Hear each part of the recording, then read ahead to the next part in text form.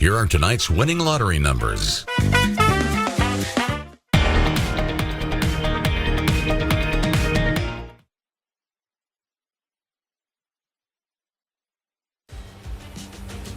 Right now on Tampa Bay tonight, the Buccaneers go head-to-head on Monday Night Football against the Kansas City Chiefs, and they tie it up to force the game into overtime.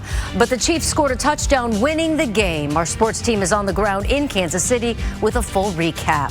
Plus, we're approaching Election Day. We have crews positioned all across the state, tracking the big races on your ballot. Tonight, we check on the heated race here in Florida for the U.S. Senate seat. And a mother of two killed by a drunk driver in Bradenton over the weekend. Tonight, how the community is now supporting her daughters. Plus this. The owner of this multi-unit on St. Pete Beach got thousands of dollars to help him rebuild after the storm, but now his bank won't cash the check. The story next.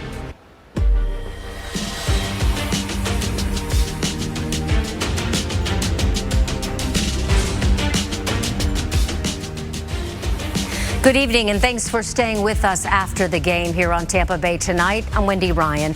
It was a crazy night for the Tampa Bay Buccaneers in Kansas City. After a nail-biting fourth quarter, the Bucs tie up the game and then force overtime against the defending Super Bowl champions. Unfortunately, the Chiefs scored in OT to win the game. We will check in with our sports team in just a moment. But first, we have new reporting from our I-team on Tampa Bay Tonight. Some Floridians are facing unusual new roadblocks as they desperately try to rebuild their lives after Hurricanes Helene and Milton. I-team investigator Katie Legrone explains bank who's now refusing to cash their insurance checks. Katie, thank you. And back to our Monday Night Football coverage. It was a heartbreaking loss for the Bucs in overtime. The final score, 30-24. Kansas City wins. But the Bucs held their own even without their two-star wide receivers. Our sports anchors Kevin Lewis and Kyle Berger join us live in Kansas City with the very latest on the Bucs' performance on Monday Night Football. Guys? You guys just saw the game at home. Kevin, the big question, should the Bucs have gone for two late in the fourth quarter? They don't. They go to overtime and lose 30-24.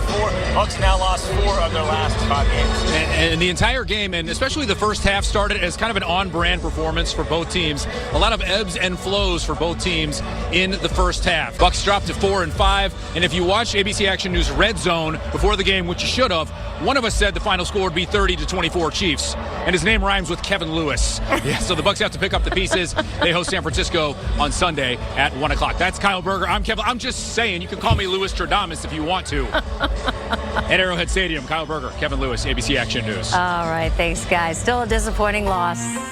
Let's check now for your forecast with Chief Meteorologist Dennis Phillips. Dennis, I'll tell you, the weather there was hard to watch. It looked like it was cold and raining throughout the whole game.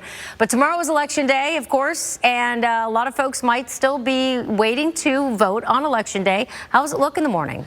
I think the morning looks good. I think in the afternoon we might see a couple of sprinkles, but certainly nothing to cause any issues for folks who are wanting to go out, whether it's up until the 7 o'clock time where the polls close or whatever the case may be. I think things will be just fine with temperatures in the 80s. Right now we're in the low to mid 70s. We end up about 85, 86. We have that easterly wind today. We'll see it again in Futurecast. You might see a few afternoon sprinkles, a quick shower. But Wednesday, Thursday into Friday, that's when things start to change as Rafael comes this way. You say, who is Rafael? That would be this, Tropical Storm Rafael, expected to become Hurricane Rafael in the next 24 to 36 hours and passing over Cuba, eventually getting close enough to bring some rain into our area. But what about any other impacts for the state or the rest of the Gulf? We'll talk about that coming up in a couple of minutes. All right, thanks, Dan. We'll check back.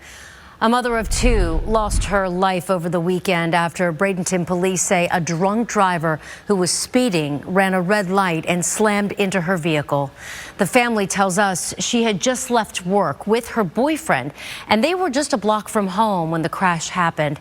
And our Julie Solomon reports tonight friends are now raising money to help her children as they deal with the loss of their mom. Next on Tampa Bay tonight, polls open on Election Day in less than 8 hours now. And tonight we hear from the candidates in a heated race for the Senate. Plus a look at voter turnout here in the Bay Area. Stay with us. Prepare for the storm with the ABC Action News weather team. When it comes to hurricanes, water is the biggest threat to life. That's why it's so important to plan ahead now. Learn what flood zone you're in and the routes to take if an evacuation is called for your neighborhood. Sign up for mobile alerts from local officials and take warnings seriously. From our team at West Shore Home, stay safe this hurricane season and always listen to local experts when it comes to evacuations. Here are tonight's winning lottery numbers. Welcome back to Tampa Bay tonight. There's just a few hours left until the polls open for Election Day.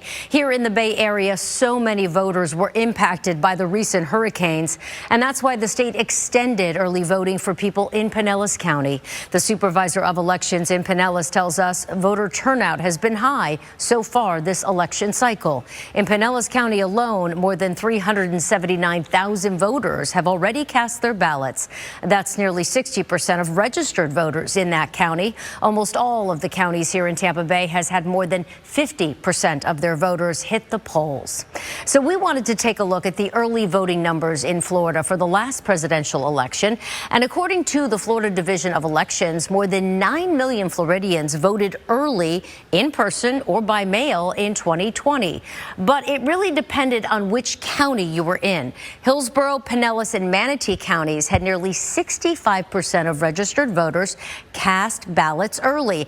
And that number was actually slightly higher in Sarasota County. That's where 67% of people voted early. But in Pasco County, it was lower at 60%.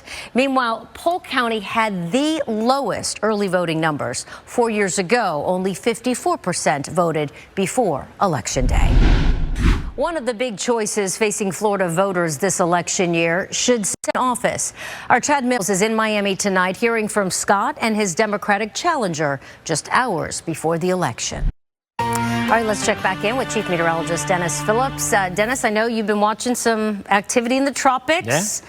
You're saying we don't necessarily need to get too worried about it, but it's definitely going to bring us some rain, right? Yeah, we're going to get some rain. There's going to be a hurricane west of us in a couple of days. So, I mean, usually that would be a big weather story or a big story, but we obviously have the election tomorrow, and I think it's going to be just enough offshore that most of the impacts will stay offshore. Now, if there's a 75-mile shift to the east, then all of a sudden it's looking a little nastier. It will not be tomorrow. That would be late Wednesday, Thursday into Friday. So we're not completely out of the woods, but I'm feeling really good. I mean, we've talked about this for the last several days. It looks pretty sure that whatever develops out there starts to weaken as it moves into the Gulf. But still, there is a chance, especially along the coast, that you may see some gusts 35 to 40-ish on Thursday or Thursday afternoon.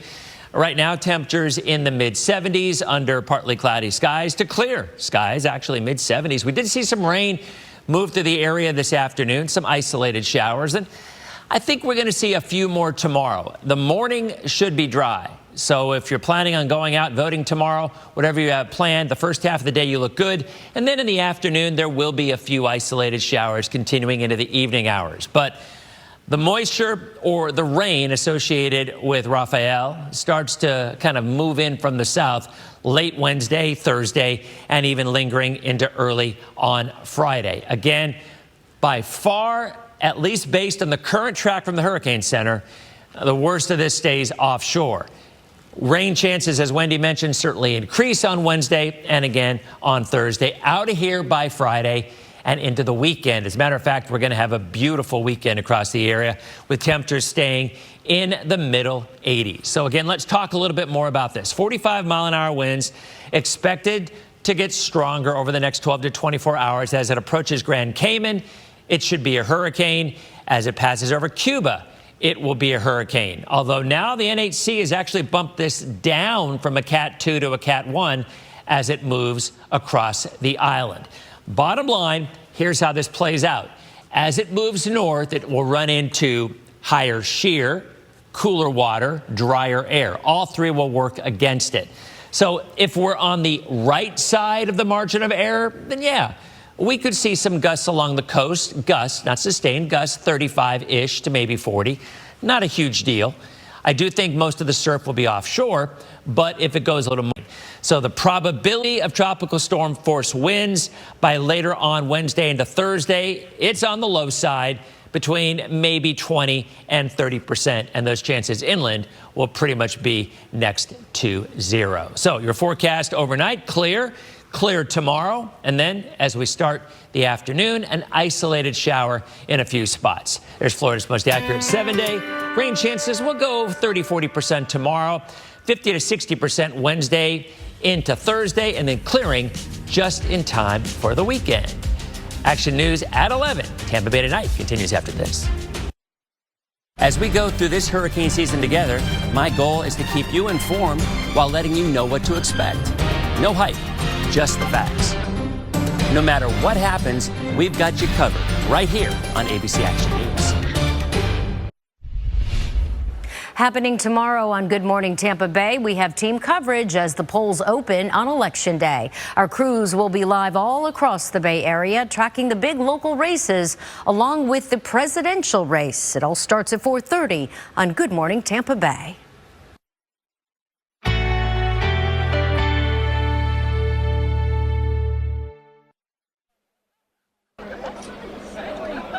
And welcome back. I'm Kyle. That's Kevin. We are live at Arrowhead Stadium where we had an overtime thriller. Bucks lose 30-24 against the Chiefs. Big question, should the Bucks have gone for 2 at the end of regulation? Instead, they go for 1, force overtime. Mahomes wins the game at the end. Still many question marks for the Bucks as they drop to 4-5. Todd Bowles after the game as they head back to Tampa Bay with those questions unanswered.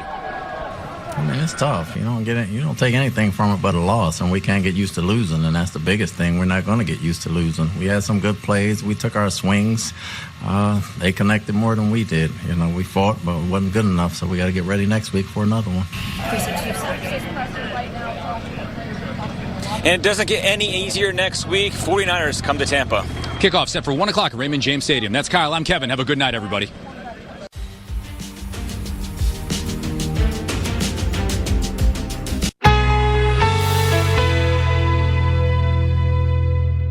Closed captioning is sponsored by severe weather's closing in. The ABC Action News Storm Tracker hits the road for you. A weather station on wheels. The Storm Tracker shows you what's really going on outside so you can keep your family safe. ABC Action News Storm Tracker is sponsored by Renewal by Anderson.